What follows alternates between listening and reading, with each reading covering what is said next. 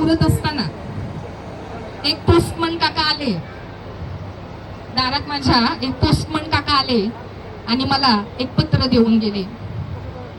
एक 2 मिनिटं sound cooler Rajesh भाई कूलर बंद करता का 2 मिनिट? थोडंसं तुम्हाला गरम होईल, पण हे पत्र खूप महत्वाचं आहे. मी आज सकाळी आवरत असताना माझ्या दारामध्ये एक पोस्टमन काका आले आणि मला एक पत्र देऊन गेले. आणि ते पत्र कुणाचं होतं माहितीये का मंडळींनो? ते पत्र होतं ऋतूच्या म्हणजेच पिऊच्या पप्पांचं. मी ते पत्र उघडून पाहिलं तर त्यात असं लिहिलं होतं, करिश्मा तू आज माझ्या घरी जाणार आहेस ना ग?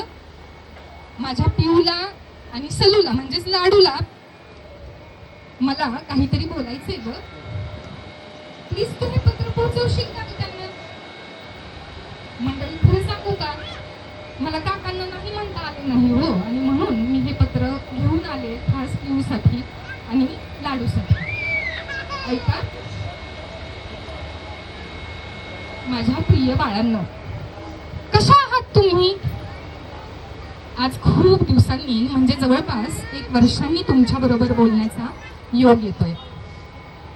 मला पिल्यांनो खूप खूप आठवण येत आहे तुमची, आणि मला माहित आहे बरं का तुम्हाला पण माझी तितकीच आठवण येते.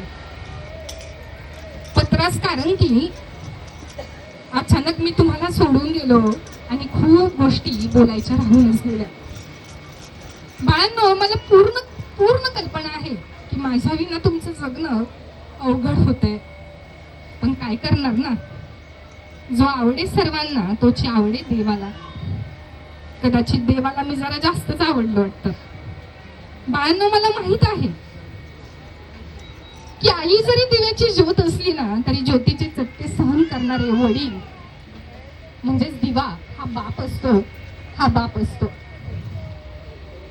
तुम्हाला आधारस्तंभ हरवल्यासारखी जाणीव होत असेल ना, पण माझ्या बाळांनो तुम्हाला हे माहित आहे का, गेले वर्षभर मी सार काही जवळून पाहतोय बर का.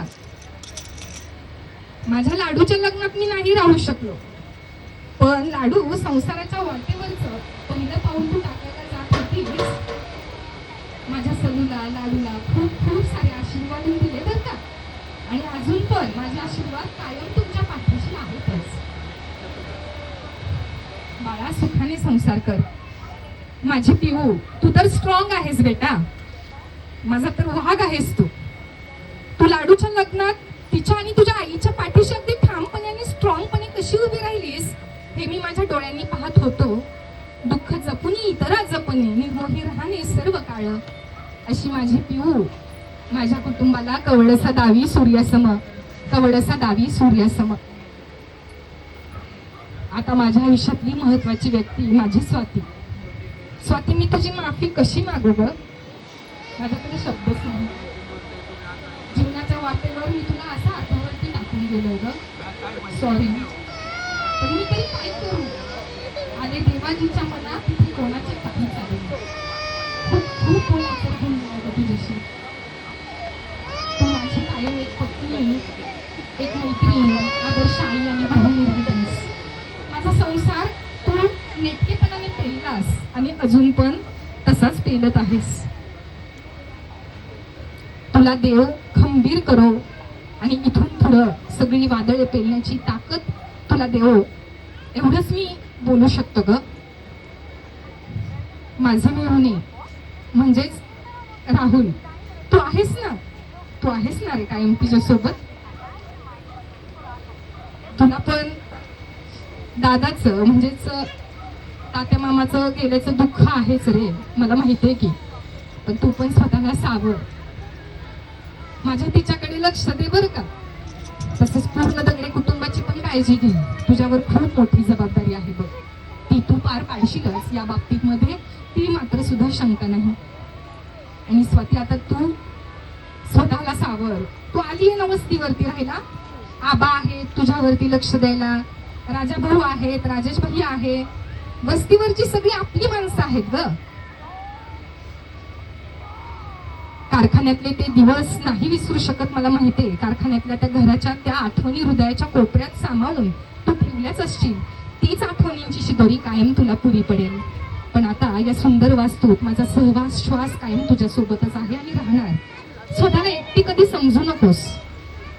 अभिजित आणि आदित्य पाहुणं माझ्या चिमुकल्यांची काळजी अशीच घेत राहा बर का.